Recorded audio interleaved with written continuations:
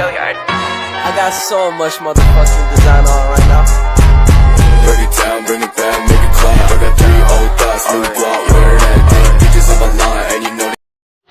Halo, Assalamualaikum. Perkenalkan, nama saya Dina Junianti dengan NIM 1872150022 dari Prodi Pendidikan Ekonomi semester 4. Di sini saya akan mengerjakan tugas dari mata kuliah Artificial Intelligence dengan dosen pengampu Dr. Sri Watini MPD. Jadi di sini saya akan menjelaskan tentang modul dari kelas 11 dengan judul Pasar Modal.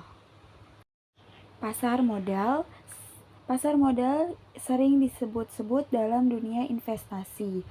Tapi mungkin masih ada yang belum mengerti apa itu pengertian pasar modal. Pasar modal adalah pasar untuk berbagai instrumen keuangan jangka panjang dengan jangka waktu lebih dari 1 tahun. Selanjutnya ada fungsi pasar modal. Bukan hanya sekedar pasar yang terdapat transaksi jual beli, pasar modal mempunyai peranan besar bagi perekonomian suatu negara. Pasar modal menjalankan 2 fungsi sekaligus, yakni fungsi ekonomi dan fungsi keuangan. Untuk fungsi ekonominya, pasar modal memfasilitasi pemilik modal atau investor dengan pihak yang memerlukan dana atau issuer.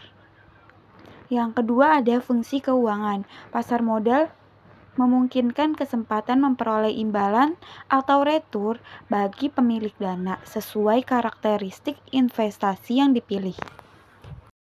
Selanjutnya yaitu jenis-jenis pasar modal. Yang pertama ada pasar perdana. Pasar perdana memperdagangkan surat berharga untuk pertama kalinya ke masyarakat sebelum dicatat di bursa efek. Di pasar perdana, perusahaan telah menentukan harga dan jumlah saham yang ditawarkan. Dalam pasar perdana akan melibatkan perantara pedagang efek atau broker dealer yang bertindak sebagai agen penjual saham. Pasar perdana mempunyai periode saat saham pertama kali ditawarkan ke investor oleh peminjam emisi atau underwriter. Proses ini biasanya disebut dengan penawaran umum perdana atau initial public offering atau IPO. Tahap pembelian saham di pasar perdana sebagai berikut.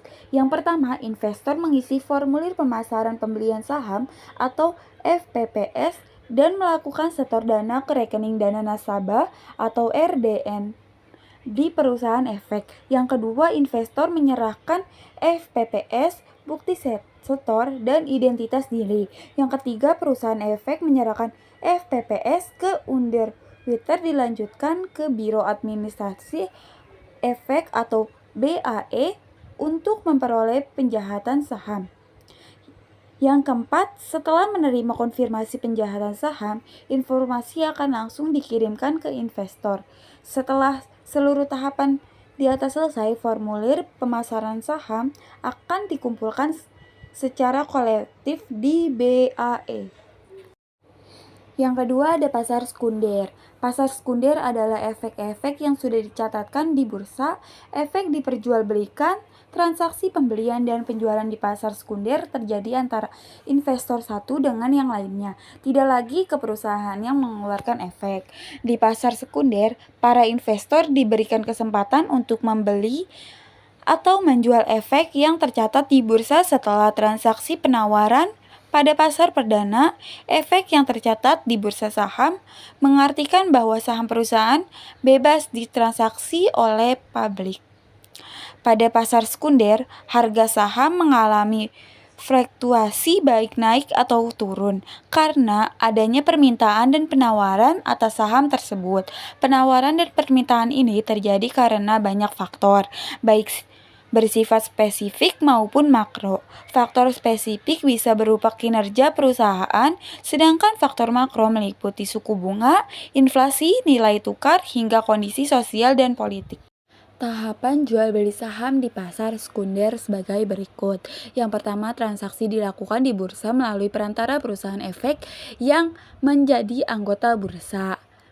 Selanjutnya, investor yang akan menjual saham melakukan Pemerintah lewat perusahaan efek dengan menyebutkan nama saham, nominal penjualan dalam lot, dan harga penjualan.